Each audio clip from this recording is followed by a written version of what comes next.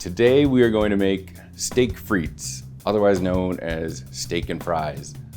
What we're going to do is a grilled ribeye, serve it over a bed of garlic oven fries with Parmesan. On top of everything else, we're going to do a Gremolata, and it just makes the dish sing. I think you're gonna love it. First thing I wanna do here is start our garlic oven fries. I have 4 good-sized baking potatoes here.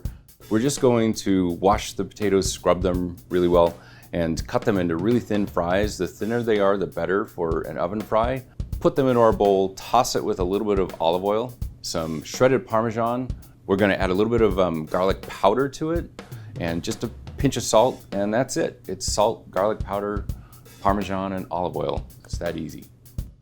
To get crispy oven fries, you want to make sure that you cook these in a single layer, and you also want to make sure they're spaced a tiny bit between each other. If they're touching, they tend to stay soft. So we're gonna put the potatoes out on our sheet pans, put them in a 375-degree oven. I'm using a convection heat, so the fan is on. If you aren't using a convection oven, turn it up to 400 degrees. And we're going to cook it for about 20 minutes, flip everything over, and make sure that they're completely spaced again, and put them back into the oven, give them 20 more minutes, and we'll be there. They'll be golden and crispy and beautiful. So let's talk steak. This is a ribeye. It's one of my favorite cuts.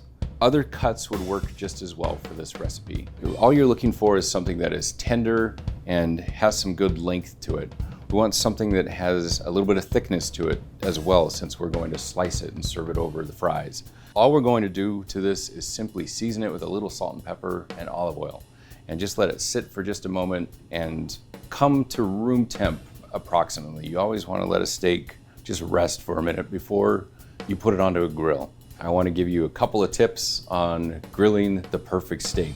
The secret is pretty simple. It's just this. Having a grill thermometer, a digital thermometer is ideal, and just know your temperatures. You want a steak to grill to about 120, 125 for medium rare. I like to grill my steak for about 2 minutes and then flip it and do the same thing. Just get some char, get some flavor going on it, and then move it to a cooler spot on the grill and let it slowly cook the rest of the way. When you're using a meat thermometer, make sure you take multiple temperatures on your steak, and always trust the lowest reading on your thermometer. The lower temperature is what is going to be your truest temperature. I'm going to pull it off at 125 degrees, add a little bit of butter over the top of it, and let it rest for about 10 minutes. Meats continue to cook once you pull them away from a heat source. The thicker the cut, the more temperature rise you're going to get in the center of it. The fries are done, our steak is done, we're ready to make our Gremolata. Gremolata is a classic Italian condiment, and it's perfect on grilled meats, fish, grilled chicken. It's really super simple to make.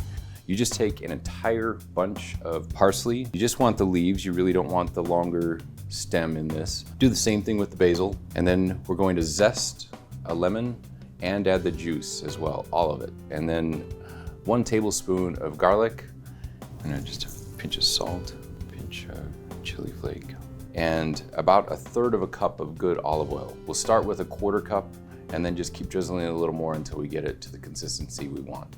So look at that. Gremolata is finished. We're just gonna put it all together. I like to do a nice long platter like this and just put the entire steak on top of it and let everybody serve themselves. It's gonna be gorgeous. Our steak frites with Gremolata, it's finished, it's beautiful. It's excellent for any outdoor meal. It's great for just a couple or for friends. Give it a try.